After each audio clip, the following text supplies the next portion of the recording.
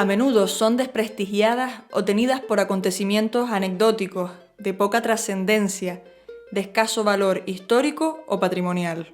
Al hablar de rituales, al hablar de memoria, al hablar de identidad, etnografía o antropología cultural, pocas personas pensarían en acercarse a las fiestas populares, y sin embargo, es precisamente en ellas donde la sociología y la antropología sacan a relucir la parte más visible de unas raíces a menudo olvidadas. En las fiestas de cada pueblo, en la forma de conmemorar temporadas de cultivo, en sus cultos rituales, con frecuencia herederos de cultos a dioses hoy ya desaparecidos, en las formas de reunir a la comunidad y congregarla en torno a una celebración, siempre hay un origen histórico, etnográfico, cultural, arraigado profundamente. Este origen habla de la cultura de una comunidad y es testimonio vivo del patrimonio inmaterial de los pueblos. Quizás por haber sido espacios lúdicos o por su condición de entornos alejados de la norma, las festividades en su sentido más popular se mantienen con un perfil secundario y desapercibido. Son y han sido siempre espacios de desorden controlado, y con ellas se abre un paréntesis de libertades que incluso ha permitido históricamente y por imperativo social la supervivencia de muchas tradiciones paganas. Esto las convierte en sí mismas en territorio eminentemente comunitario. Por este motivo, profundizar en ellas exige una mirada que vaya más allá de la norma o de la encorsetada tradición que marcan los distintos poderes, eclesiásticos, con sus fiestas patronales, políticos, con celebraciones centradas en hitos y efemérides. Se hace necesaria una mirada más cercana a las voces que las construyen. La agrupación folclórica La Pionà se propone en este documental recoger el testimonio oral de quienes han conocido las fiestas populares de este territorio en los años 50 del pasado siglo. Son las voces de quienes heredaron la tradición de festividades de los primeros años del siglo XX, recogiendo el testigo de unas fiestas populares donde el patrimonio inmaterial permeaba todas las celebraciones. A través de su relato, esperamos conservar los vestigios de cómo la música o la danza fueron protagonistas. También recuperar sus valiosas vivencias y posicionar sus relatos con la relevancia que les corresponde, por su valor histórico y patrimonial. Sea este documental nuestra humilde aportación a la recuperación de cuanto nos convierte en quienes somos, también en las festividades, también en la cultura popular, porque en el centro mismo de los recuerdos de las personas que hoy escucharemos hay una raíz que se adentra muy profundamente en el territorio. Que su memoria sea siempre una brújula, un mapa, una guía que nos ayude a fondear seguros en los nuevos puertos que nos depara el futuro. Como siempre, esperamos que disfruten de sus voces.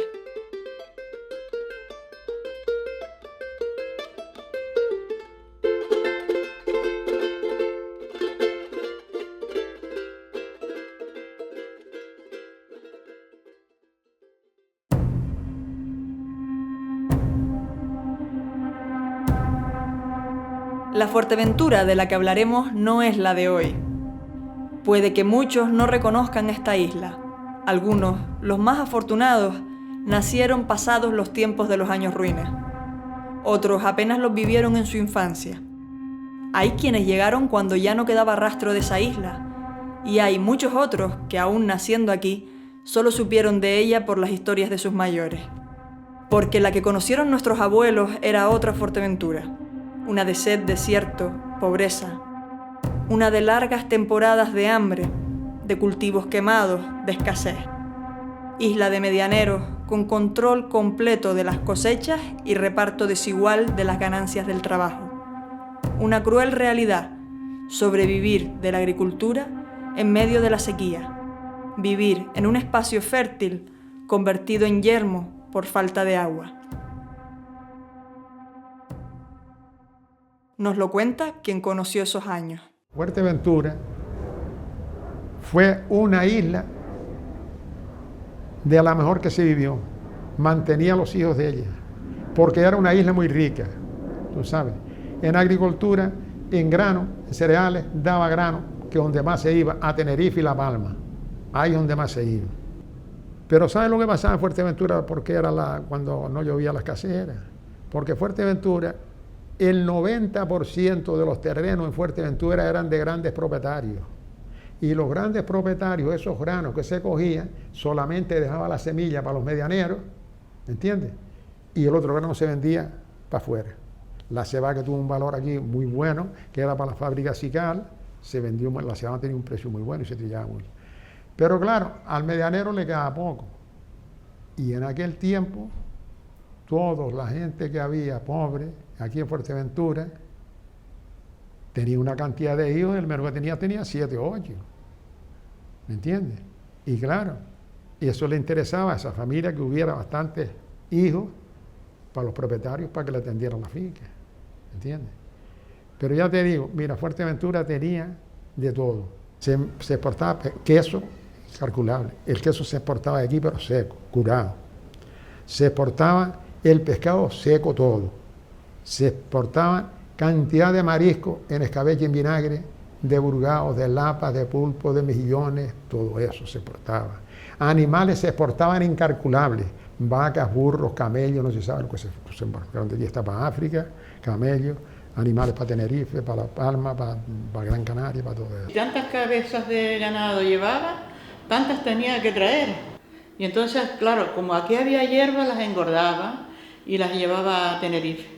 Una de las consecuencias palpables de la vulnerable situación de la población majorera de estos años fueron las diferentes oleadas migratorias. La historia de Fuerteventura está marcada por largos periodos de migración. Cuba, Venezuela, Uruguay fueron algunos de los destinos donde los majoreros trataron de encontrar una mejor suerte. Todo lo que estuve aquí, ¿sabes? Hasta que me marché para Venezuela, el trabajo mío era guardar las cabras. Y mi padre me mandaba allá hasta que fue para el servicio y fue a arar, arrancar, guardar las cabras y hacer lo mandaba aquí. Aquí no hay otra cosa. Uno pues tenía que buscarse la vida mejor y pudimos llegar hasta allá, aunque allá también se pasaba un poquito fuerte de llegada, ¿no? Yo cuando llegué a Venezuela, que vi tanta comida, tanta fruta y tanta cosa, hasta me daban ganas de llorar. En pensar que yo aquello no lo había visto nunca, que aquí la gente no sabía, que no se conseguía aquí ni de nada. También la riqueza que supuso a nivel cultural la conexión entre Canarias y América, con lazos que se extendieron en áreas cotidianas, como en la oralidad, con pequeñas incorporaciones en el léxico, pero también en lo musical, con fuertes vínculos e influencias que se tradujeron en la incorporación de ritmos y piezas a la cultura popular, ya tocada por la conexión intercultural del archipiélago. En Fuerteventura, de 10 años, habían 3 buenos y 7 ni buenos ni malos, pero había entre ellos 1 o 2 que podía ser malo total. Como no sea hambre lo más que pasé, lo más que la pasamos. Trabajitos sí se pasaron, la verdad. Pues se pasaron, aunque tuvieras dinero, no encontrabas en qué comer. No había por venir, que si no a los animales y esperar que lloviera. Más allá de la crudeza de una realidad en perpetua sequía, la falta de agua, siglo tras siglo, se ha convertido en elemento identitario para Fuerteventura. Lo hizo de forma imperceptible y hoy son testigos de ello no solo la idiosincrasia de su población, que aún tiene por tradición celebrar e ir a ver el correr de la lluvia, sino también su patrimonio agrícola y etnográfico. La primera siembra que se hizo en Fuerteventura se sembraba a campo abierto, a campo limpio, para allá donde fuera. Cuando llovía la tierra se la llevaba al agua. Pero claro, ellos pensaron, y si esto está arrasando la tierra, vamos a hacerle unas pareditas así, para hacerle una contención para que la tierra no se vaya. Y de ahí comenzaron las cadenas. Se comenzaron a hacer las gavias en los tableros, eso. Lo procuraron siempre que las gavias se hicieran en un sitio donde tuviera alcogía. Alcogía es que las aguas vertientes vengan a la gavia, bien con caños, o bien con caños de contención, o bien con muro de contención en los barrancos y tal. Y se fue todas las fincas, todas se fueron acoplando a los barrancos. Las gavias, como sistema de captación hídrica para los cultivos, o las aljibes y maretas, como espacios de recogida a largo plazo, son ejemplo vivo de esta cultura del agua. Había dos pozos, uno frente y otro más allá. Y íbamos a cargar agua, un balde en la mano y otra en la cabeza, con un ruedo. Y después, venga, a traer agua para los animales. Yo me llenaba en aquel barranco cerca del Filo, que habían unas pocetas allí, que había un manantial, a llenarlo de el barril de agua, y me lo cogía una toalla, la hacía un rolete, me la ponía aquí y salía caminando de arriba a Tindaya. Mi padre tenía unas libres muy grandes ahí y el año que se llenaba, como no había chorros, no había llaves ni nada, sino había que sacarla con baldes y tal, pues duraba, aguantaba mucho el agua. Y después, cuando aquella jibe, el Cortijo, también se vendía el agua, pero llegaba la época que no tenía agua ya. Pues tenemos que ir a buscar agua a las tinajas. A Esquinzo, a los pozos de Esquinzo, y a lavar las mantas y todo eso, teníamos que ir a los pozos de Esquinzo.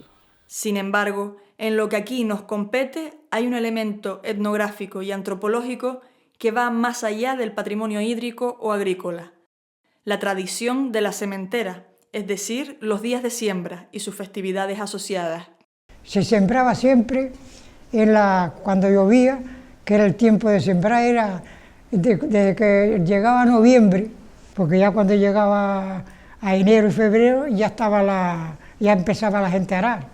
Pero si llovía, en septiembre se empezaba a arar, pero si no esperaba siempre, pues a enero o febrero, que es cuando ya estaban las tierras mojadas y se podía arar, porque había sitios que era tierra dura y no se podía arar. La gavia aquí en Fuerteventura, la tierra que tenga buenos arrastres, como beba un año se llena la gavia de agua, que tenga su trastón y se llene bien de agua, da cosecha. Tardan unos 3 meses de la siembra a la recogida, unos 3 meses. Y cogíamos los trigos, cebada, lo primero que se sembraba es la cebada.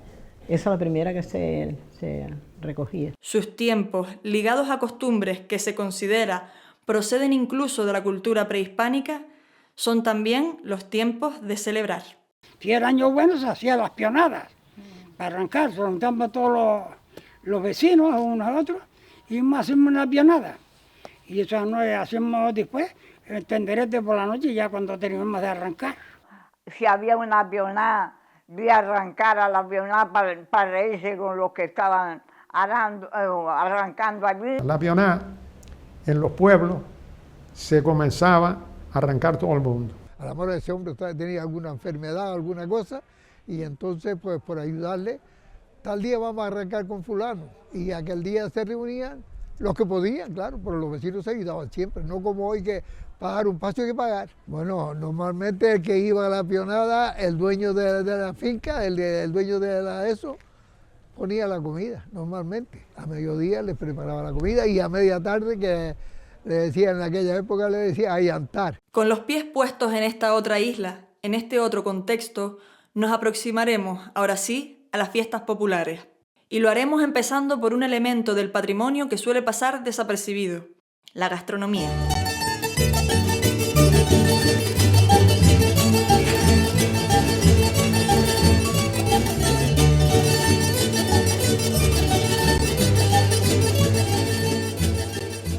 Y es que en lo gastronómico puede distinguir el ojo más atento algunos elementos históricos e información económica, social, cultural.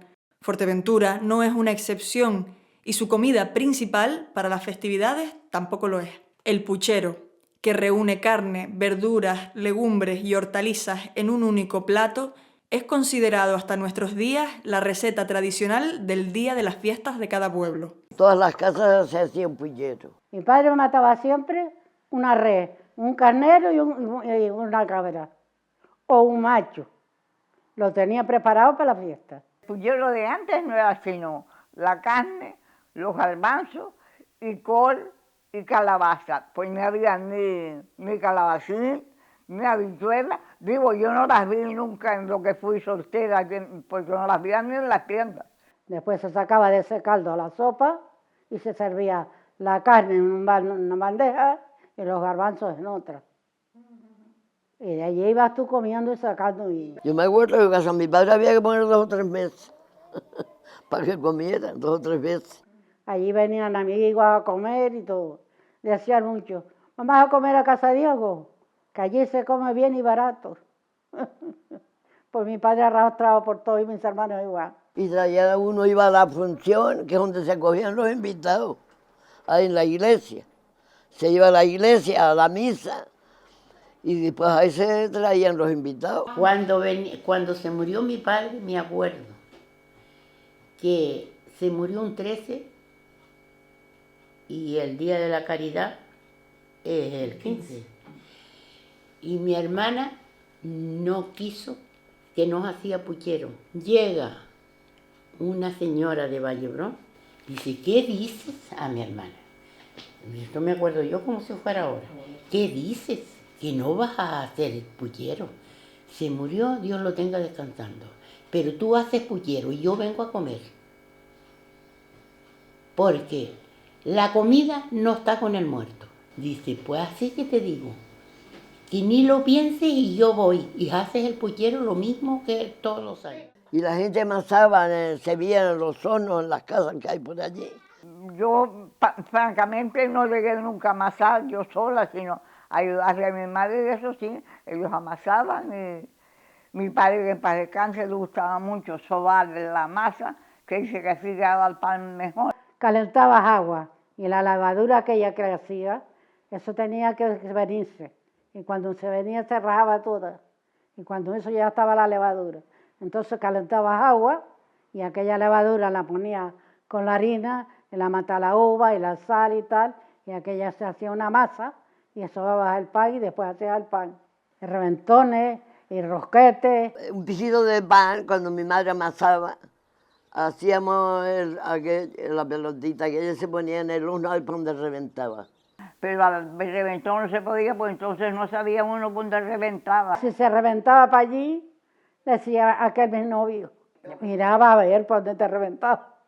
Si quería uno hacerle a una persona y quería engañarla, le reventaba el reventón, y si se reventaba por un lado decía, ay mira, te reventó para Guisero, te reventó para Villa Verde.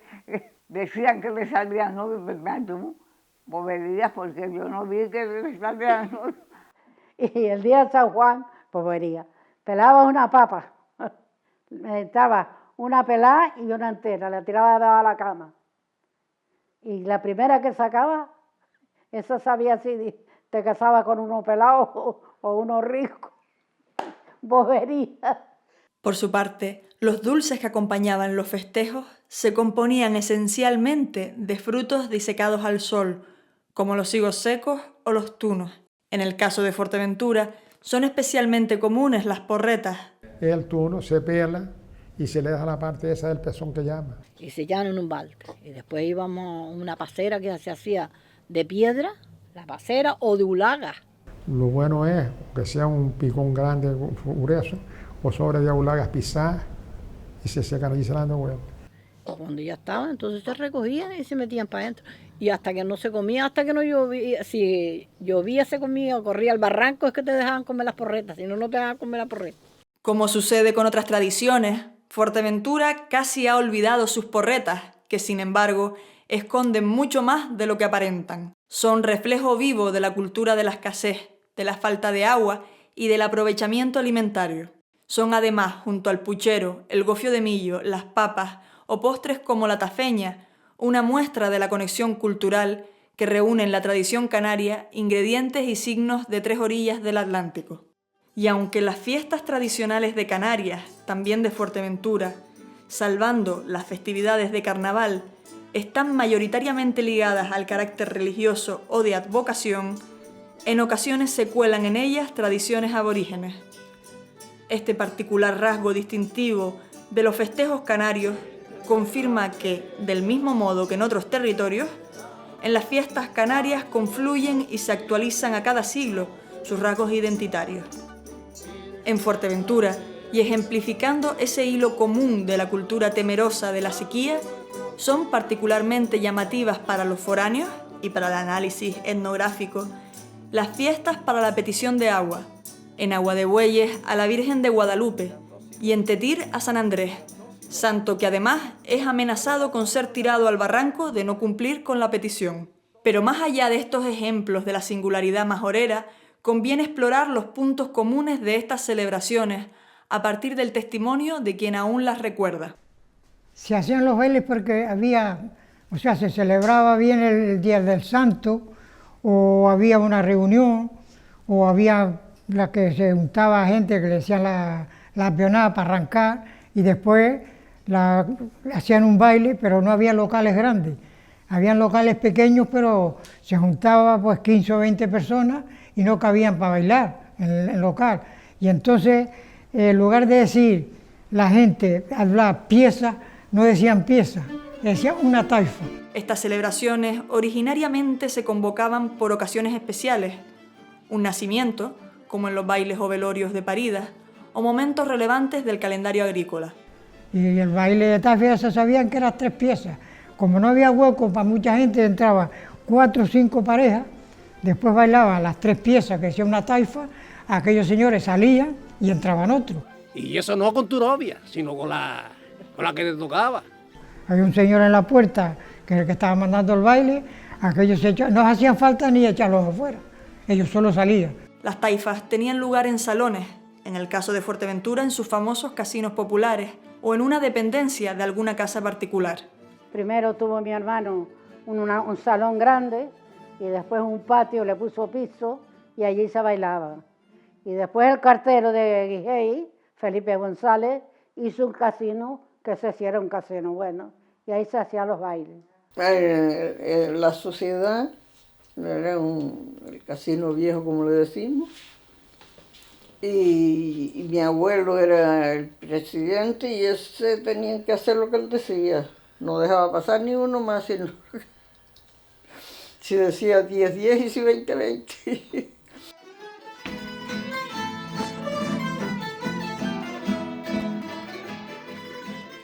Allí se reunían las cuerdas y se disponían las sillas en las paredes de la sala para las mujeres. Cuando hacían el baile, quitaban todo lo que hubiera en la habitación y después ponían una viga, que es donde le decían el tálamo, que es donde se sentaban todas las señoritas. Pues el banco se ponía todo en redondo, pero ahí no se sentaban sino las mujeres. Y aunque se celebraban por diversos motivos, las fiestas de cada población solían contar con un baile de taifa. Que los bailes de taifa siempre, el que dirigía el baile, que llevaba la organización del baile, entonces miraba para afuera y él sabía más o menos, no era cantidad de gente la que había. Lo dice, fulano y tú, fulano, venga, entren a bailar ustedes. Y la taifa era la folía, la isa, y si pedirían, eran 3 piezas. Y si querían pedir la malagueña que decían la malagueña de los novios, que esa se bailaba siempre amarrado. Las piezas más habituales de estos bailes fueron isas, folías, seguidillas y malagueñas, que ofrecían más oportunidad a la danza por sus ritmos. Posteriormente se introdujeron polcas y mazurcas, y ya en el siglo XIX, hasta entrado el XX, se incluyeron pasodobles, valses e incluso rumbas, introduciéndose así nuevos instrumentos y respondiendo a las nuevas influencias musicales de la población. Los viejos bailaban baile suelto, pero yo a eso no llegué nunca a bailar baile suelto. Bueno, sin las folías y eso sí las bailaba uno como las bailaba, pero lo demás no era sino de taifa nada más. Pero las fiestas populares no eran solamente taifas. Las celebraciones ligadas al santoral eran punto de encuentro entre pueblos. Mujeres y hombres recorrían largas distancias a pie, en tiempos en que aún los vehículos no se habían generalizado en la isla. Y en esa época no se conocía coche ni carretera. Y de aquí salieron montados en camellos para ir a la boda de mi madre, montados en camellos, fueron de aquí. Tú sentías la parranda venir de Puerto Laja al proponer los Morales y sentías la parranda de que venían por el pueblo para arriba. Siempre veníamos caminando de casa de mi padre a Betancuria. Mi madre no, mi madre venía en la burra cuando veníamos, nos llevaba a los bailes y eso. Venía en la burra y a La Vega o a La Antigua, es donde único la llevaba. Bueno, y a Betancuria, porque es lejos. Te ponía las cholas, las largaba debajo de una pared hasta que salía. Los zapatos los echamos en un bolso. Cuando llegábamos más o menos cerca de la fiesta, nos poníamos los zapatos nuevos. Volvíamos y salíamos de la fiesta, los zapatos al bolso otra vez y a caminar. Y recuerdo que se veía asomar un farolito por la cuesta aquella de Felipito. Y dice, mira, ahí viene gente de los estancos, de la asomada, al baile, con un farol.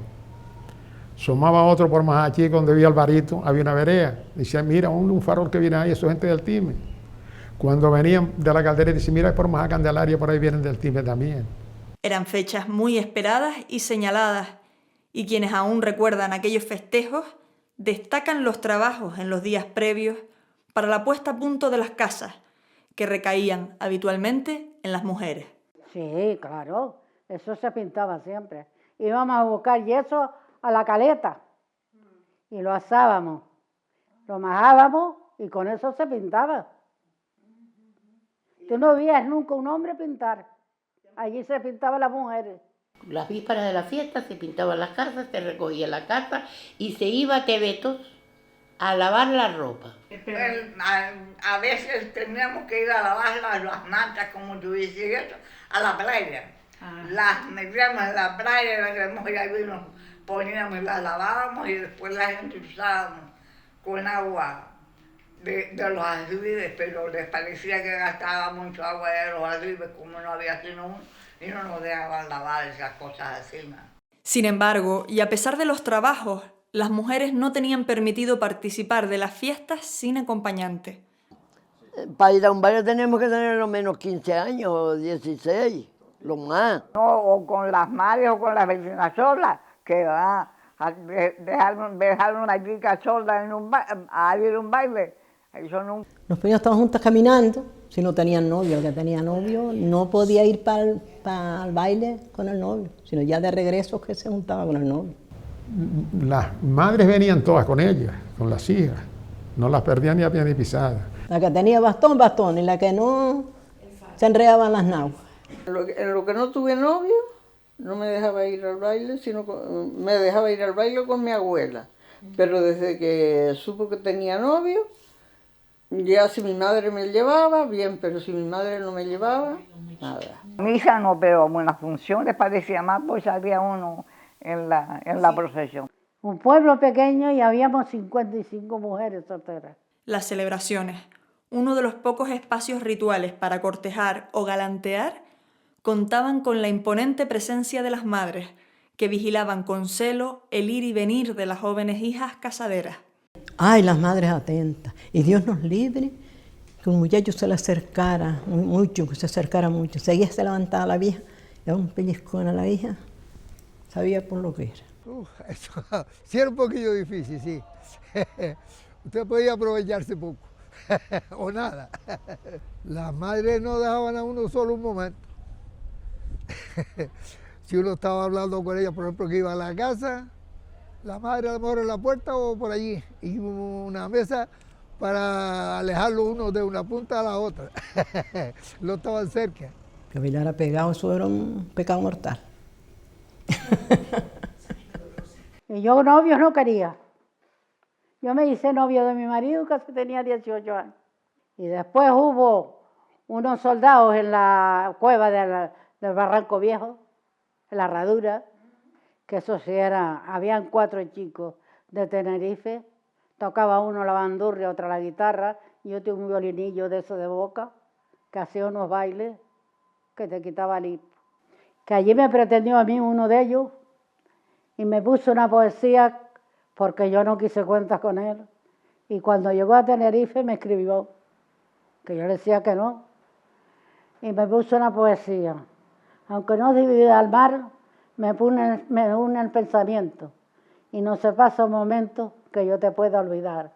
Las miradas al mar y no llega a dividir, vivir sin ti no es vivir, mi grande ilusión del alma. Para los hombres, en cambio, se abrían libertades poco usuales. Una de las más recordadas eran las partidas de baraja, que aún en la clandestinidad tenían muchos seguidores. Jugaban la baraja a los hombres, a la escondida, porque si los cogía le daban. Se metían en sitios lejos del casino, en habitaciones que preparaban para eso, y se juntaban allí. Y le decía, ahí viene la policía. Y dice, no se tira dos Juan, dice, alto es, pero me voto. No, que se escondían en esos sitios solitarios para jugar la baraja, huyendo de la policía. Y desde que sentía, ahí viene la policía, salían todos pirados. Eran, por tanto, estos festejos la conjunción entre lo popular y lo oficial, lo ritual y lo lúdico o arbitrario. La importancia de estos espacios, tan poco habituales en el territorio, al estar obligados a una única fecha anual, se reflejaba, además, en el cuidado por los músicos, que solían venir de otros lugares de la isla.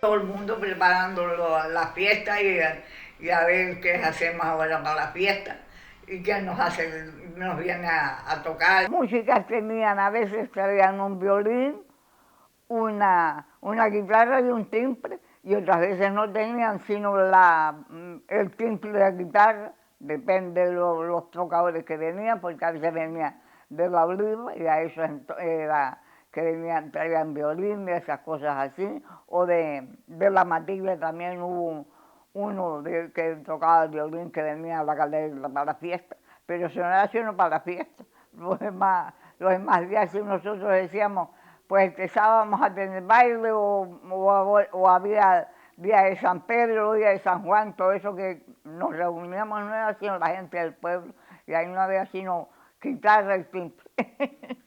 Timbre y guitarra, que lo que había, la música era timbre y guitarra. Uno cantaba para aquí, otro cantaba para allí, pues no se combinaba uno con otro. Los trajes que más elegantes eran los trajes blancos. Y había un madajero se untaba la mano de tierra y ya le cogía la mano por detrás. Cuando la alargaba tenía la mancha allí. Entonces se cogía, se ponía el pañuelo así, lo ponía esto así, le daba el sombrero a la madre, cogía, iba al tálamo y le decía a la señorita, ¿usted tiene la bondad de hablar conmigo? Sí, mío. Salía ella se enganchaba de ti, iba, daba la vuelta, iba donde estaba la madre, y allí donde estaba la madre, tú le ponías la mano por detrás, ella te metía en la retranca. y cuando el baile ya bailaba. No, sí, tú te vestías del Carmen y podías ir con tu traje marrón. O te vestías de Santa Rita, que yo a mi tía Pepa la oí siempre, toda la vida la vestía de Santa Rita. Vestía de negro y el collar blanco. No, las que tenían luto, incluso había que tenían hábito, entonces no bailaba, sino lo único que bailaba el baile San Pascual, que las mujeres invitan a los hombres. Y en 23 años que viví yo en Guijay, soltera, solamente perdí un baile. Tenían la costumbre mucho que si se moría un vecino, ya ese baile, la mitad de la gente no iba, pero se guardaba. Mi madre nunca fue partidaria de eso. Se murió un burro. ¿Creen que son bromas? Se murió un burro de mi primo, para allí abajo, y mi madre no nos dejó ir al baile porque se le había muerto el burro al sobrino. Había pleitos, pues cualquiera. De Matorral había un señor que cuando se enteraba que hay alguna aquí de Matorral. Muerto. Se rompía a la pedra limpia. Y si no había pleito no servía el baile. Pero él se enteraba que había baile, para la fiesta, había baile en Tefía o en Los Llanos. El tío iba, se echaba tres o cuatro copas, y aunque no se echara copas, se hacía el borracho, entraba dentro del baile, se ponía a discutir con cualquiera. Y entró al baile de Puerto Laja. Y enseguida las chicas salieron corriendo a donde estaban las madres, por si acaso. Y yo le dije, ustedes corren por un borracho. A eso le metes un traspié y tumbas al suelo. Yo tenía malas ideas. O se hacía que le daba el malejo, le decían el malejo, se tendaba en el suelo, estoy allí, las mujeres de que veían aquello, coño, salían por las ventanas, salían, porque no sé qué sufriera. Veces había pleito, pero a veces no había pleito, sino que le decían que le daba el malejo, que lo hacía con intención para baratar el baile. Y yo me dejé estar sentada, y viene donde estoy yo. Se va a bailar, digo, no. ¿Cómo que no? ¿Cómo que no? Yo no bailo con borracha. Pues como te llegues a levantar, te tiro por traje. Digo, atrévete que te comes un zapato. Dice, oh, chiquitita pero valiente. Digo, pues atrévete. En esto salió y se puso con mi suegro, y esa noche se lo deja, le da una caldia que él termina con él. Digo, todo lo que tenía falta es una torta, pero bien dada. Dice, yo creo que era verdad. Los recuerdos que aquí recogemos son mucho más que recuerdos. Son testimonio, testigos de un tiempo. Tienen la capacidad de evocar un pasado que es a la vez cercano y remoto. Son capaces de recuperar, con la alegría de la memoria, detalles que nos ayudan a entender los cantos que aún hoy cantamos, las danzas que mantenemos, los trajes que usamos en nuestros bailes y el empeño en los lugares más pequeños por engalanar junto a nuestros vecinos y vecinas la plaza, la iglesia, algunas calles. Todo ello forma parte de un ritual, una celebración que viene de antiguo, un valor cultural que ha llegado a nosotros, a nosotras, de puntillas. Este ritual no es algo complejo de comprender, es algo mucho más sencillo, mucho más palpable, mucho más esencial de lo que podríamos imaginar. Es permanecer unidos, agarrarnos las manos en círculo y bailar con la alegría de estar juntos. No hay ritual más importante que ese. Que vivan, por siempre vivan, las fiestas de nuestros pueblos.